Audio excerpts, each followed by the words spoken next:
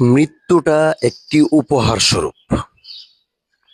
মৃত্যুটা একটি উপহার স্বরূপ। তুহফাতুল মুমিনিল মাউত। ঈমানদারদের জন্য মৃত্যু উপহার স্বরূপ। যারা ঈমানদার তাদের জন্য কি মৃত্যুর একটি উপহার। যেরকম আমাকে একজন একটি কিছু গিফট করলো, উপহার দিল, সহজভাবে দিয়ে দিতে পারলো, আমি সহজে নিয়ে নিলাম। আমি আপনাকে একটি উপহার দিলাম, গিফট করলাম, এটা আপনি সহজে নিয়ে নিলেন।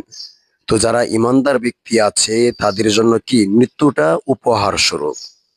ইমানদারকে আপনি হইতে পারছেন কি পারেন না এটা আপনি জানেন। আমি ইমানদার ব্যক্তি কিনা এটা আমি জানি। আমার আমল কতটুকু আছে, কতটুকু করতেছি এটা আমি জানি, আপনি জানেন আপনারটা। সঠিকভাবে চলা হচ্ছে কিনা, ভিতরটা কি পরিষ্কার নাকি নোংরা, এটা আপনি ভালো জানেন। প্রত্যেকটা ব্যক্তিটা সে নিজে বলতে পারবে যে সে কতটুক ভালো, কতটুক ইমানদার হইতে পারছে। এই জন্য বলছি যে তুহফাতুল মুমিনিল মাউত, ইমানদারের জন্য মৃত্যু উপহার স্বরূপ। মৃত্যুটাকে উপহার স্বরূপ যদি নিতে চান, এখনো আপনি বেঁচে আছেন, ইমানদার হয়ে যান, ভালো মানুষ হয়ে যান, সঠিক মানুষ হয়ে যান। আখলিস দীনাকা ইয়াকফিকাল আমালুল কলিল।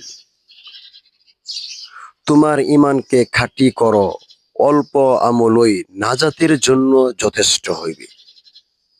একটু চেষ্টা করুন সঠিক পথে চলার, সঠিক মানুষ হওয়ার।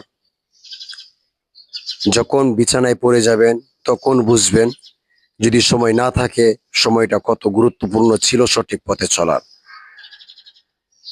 আল্লাহ যদি বাঁচিয়ে রাখে, যখন সুস্থ হয়ে যাবেন তখন সব ভুলে যাবেন। আমি আপনি যদি অসুস্থ হওয়ার পর সুস্থ যখন হয়ে যেতাম, যদি ভালো মানুষ হয়ে যেতাম, দুনিয়াটার ভিতরে অশান্তি খুব কমই থাকতো, শান্তি থাকতো, কারণ প্রত্যেকটা মানুষ ভালো মানুষ। যাক, আল্লাহ সবাইকে, যত মুসলিম আছে, মুসলিম উম্মাহ নরনারী সবাইকে ইমানদার হওয়ার তৌফিক দান করুক। আমিন।